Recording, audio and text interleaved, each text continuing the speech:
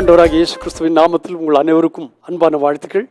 இந்த செவ்வாய்க்கிழமை காலையில் நீங்கள் நல்ல சுகத்தோடும் மகிழ்ச்சியோடும் ஆசீர்வாதத்தோடும் காணப்பட கர்த்தர் உதவி செய்வாராக. இம்மட்டும் நடத்தினவர் இனியும் நடத்த வல்லவர். அவர் எபனேசர் மாத்திரமல்ல, இம்மானுவேல், கூடவே இருக்கிறவர். ஆகினால்தான் புலம்பலின் தீர்க்கதரிசி, அல்லாட்டால் புலம்பிக் கொண்டிருக்கிற தீர்க்கதரிசி என்கிற எரேமியா இஸ்ரவேல் ஜனங்களுடைய கஷ்டங்களை, அடிமைத்தனத்தை எல்லாம் பார்த்து ரொம்ப புலம்பினான். ஆனால் தேவன் அவனை கொண்டே அவளுக்கு தருகிறதான விடுதலைகளையும் அவர்களுக்கு தரப்போகிறதான ஆசீர்வாதங்களையும் குறித்து அவனை கொண்டு தீர்க்க தரிசனமாய் சொன்னார். அதில் ஒன்று இன்றைக்கு உங்களுக்கு வாசிக்கிறேன். நாம் இதை தியானித்து இருக்கிறோம். எரேமியாவின் புஸ்தகம் 29ஆம் அதிகாரம் 11ஆம் வசனத்தில் சொல்லியிருக்கிறது என்னவென்று கேட்டால், அதற்கு முந்தின வசனத்தில், நான் உங்களை திரும்பி வர பண்ணும்படிக்கு உங்கள் மேல் என் வார்த்தைகளை நிறைவேற பண்ணுவேன், உங்களை திரும்ப கொண்டு வருவேன் என்று சொல்லி 11ஆம் வசனத்தில் சொல்லிருக்கு, நீங்கள் எதிர்பார்த்திருக்கும் முடிவை உங்களுக்கு கொடுக்கும்படி. நம்ம எல்லாரும் ஒரு முடிவு எதிர்பார்க்கல, இப்படி நடக்கணும் இப்படி நடக்கணும்னு சொல்லி எதிர்பார்க்கிறோமே. நீங்கள் எதிர்பார்த்திருக்கிற முடிவை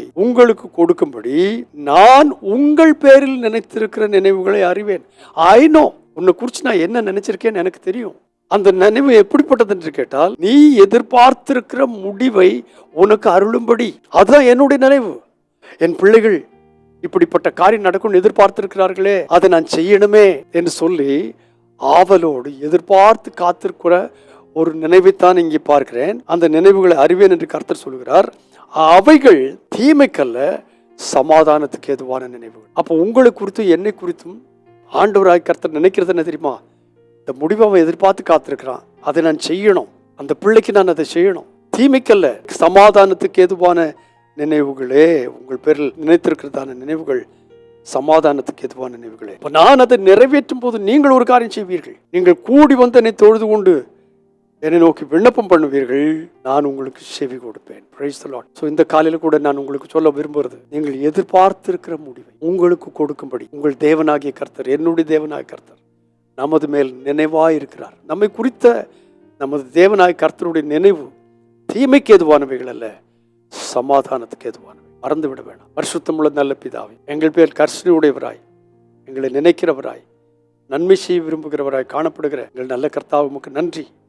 இன்றைக்கு தந்த வசனத்தின்படியே நீர் எங்கள் பேரில் நினைத்திருக்கிறதான நினைவுகளுக்காய் நன்றி. அவைகள் தீமைக்கு எதுவானவைகள் அல்ல, நன்மைக்கு எதுவானவை. எங்களுடைய உள்ளத்தை, உற்சாகத்தையும் சந்தோஷத்தையும் நன்றி அறிதல் உள்ளத்தையும் ஏற்படுத்துவதாக அப்படி செய்ததற்காய் ஸ்தோத்திரம். இயேசுவின் நாமத்தில் பிதாவே, ஆமென். நீங்கள் எதிர்பார்த்திருக்கிற முடிவுகளை உங்கள் தேவனாய கர்த்தர், என் தேவனாய கர்த்தர் இன்றைக்கு நமக்கு தருவாராக. God bless you abundantly again and again and again and again. Amen.